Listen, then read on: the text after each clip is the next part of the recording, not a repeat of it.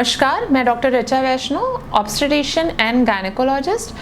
मैं पिछले 12 साल से इस फील्ड में काम कर रही हूँ और अभी इटर्नल हॉस्पिटल जयपुर से एसोसिएटेड हूँ। मेरा special interest high risk pregnancy means pregnancy associated with hypertension, diabetes, recurrent pregnancy losses, IVF में मुझे स्पेशल इंटरेस्ट है और मैं लेप्रोस्कोपिक सर्जरी, दूरबीन पद्धति द्वारा जो भी सर्जरीज होती हैं उनमें मेरी खास रुचि है।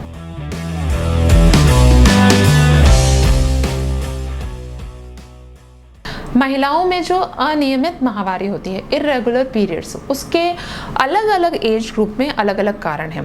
जो यंग एज है, बिफोर मैरिज है, उनमें PCOD इनके कारण ज़्यादा होता है। जो रिप्रोडक्टिव एज है उसमें कई तरह की डिजीजेस हो सकती हैं, like fibroid, adenomyosis, incomplete abortions, unhealthy pregnancy, ये ज़्यादा कॉमन कारण है। और अगर मेनोपॉज के बाद आपको इरेगुलर ब्लीडिंग हो रही है तो उसमें कैंसर की भी संभावना होती है।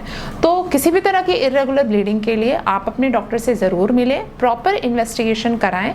सिंपल टेस्ट जो क्लिनिकल एग्जामिनेशन से लेकर सोनोग्राफी और एडवांस टेस्ट भी अवेलेबल है, जिससे जल्द से जल्द आप इरेगुलर ब्लीडिंग का कॉज पता कर सकते हैं और उसके लिए मेडिसिन से भी ट्रीटमेंट संभव है और सर्जरी से भी ट्रीटमेंट संभव है।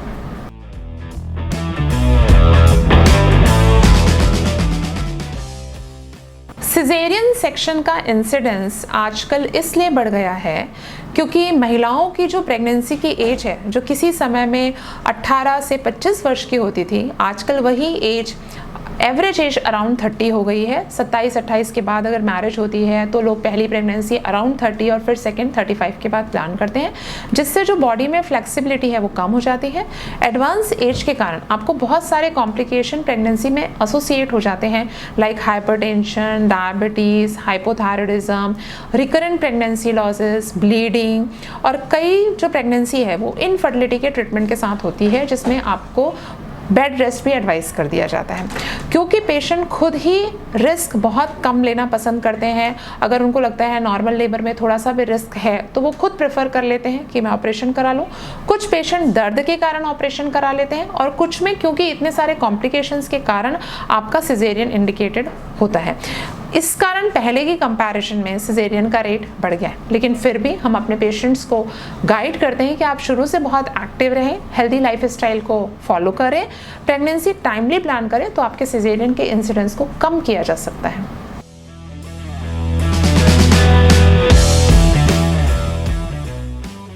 ओवेरियन सिस्ट का मतलब है कि जो अंडाशय है उसमें किसी तरह की गठान हो गई है। यह भी एक बहुत ही आम बीमारी है। कई बार यह सिस्ट छोटी होती है जो कि लेस देन 5 सेंटीमीटर है और अपने आप 2-3 मेंस्ट्रुअल साइकिल में अपने आप ही ठीक हो जाती है। कुछ केसेस में ये सिस्ट परसिस्टेंट होती है तो उसमें आपको मेडिसिन की ज़रूरत होती है। अगर सिस्ट का साइज़ बहुत बड़ा है, 7 से 10 सेंटीमीटर है, तो आपको सर्जरी एडवाइस किया जा सकता है।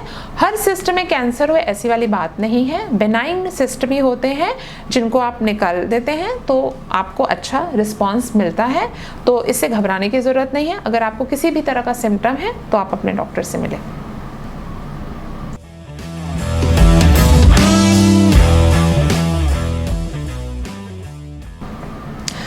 क्या PCOD, पॉलीसिस्टिक ओवेरियन डिजीज़ का इलाज संभव है?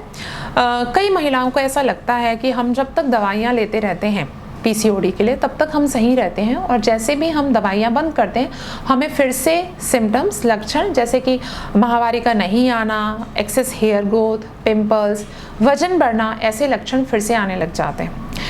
ये अनफॉर्चुनेट है कि अभी तक PCOD का एक कंप्लीट क्योर अवेलेबल नहीं है, लेकिन फिर भी क्योंकि यह एक लाइफ स्टाइल डिजीज़ है तो जितना ज़्यादा अच्छा आप अपना रूटीन रखते हैं, अगर आप समय पे खाते हैं, समय पर सोते हैं, रेगुलर फिजिकल एक्सरसाइज करते हैं, जिम, योगा, और अपने रूटीन को अच्छा रखते हैं, तो आप इस डिजीज़ को बहुत हद तक कंट्रोल कर सकते हैं, जिससे आपके पीरियड्स भी रेगुलर रहेंगे और आपके जो लक्षण हैं वो भी बहुत कम रहेंगे।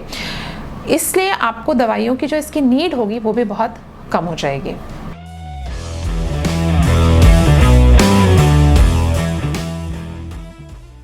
महिलाओं में जो लोअर एब्डोमिनल पेन है, मतलब नाभि के निचले हिस्से में जो दर्द होता है, वो एक बहुत आम समस्या है।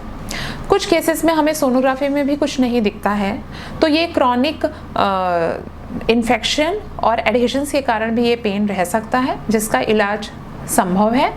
कुछ केसेस में हम जो इन्वेस्टिगेशन कराते हैं उसमें हमें कई कारण मिलते हैं जो पेन कराते हैं, जैसे कि endometriosis, adenomyosis, ovarian cyst, fibroid. ये कुछ गायनिक केसेस हैं। क्योंकि नीचे आपके गट भी होता है, कोलॉन भी होता है, तो कई बार गायनिक कॉजेज नहीं और नॉन गायनिक कॉजेज के कारण भी आपको लोअर एब्डोमिनल पेन या पैल्विक पेन रह सकता है। इसके लिए आप अपना चेकअप कराएं, कोई भी मेजर चीज़ को डायग्नोज करने के लिए प्रॉपर इन्वेस्टिगेशंस कराएं, तो आपको ज़रूर आराम मिलेगा।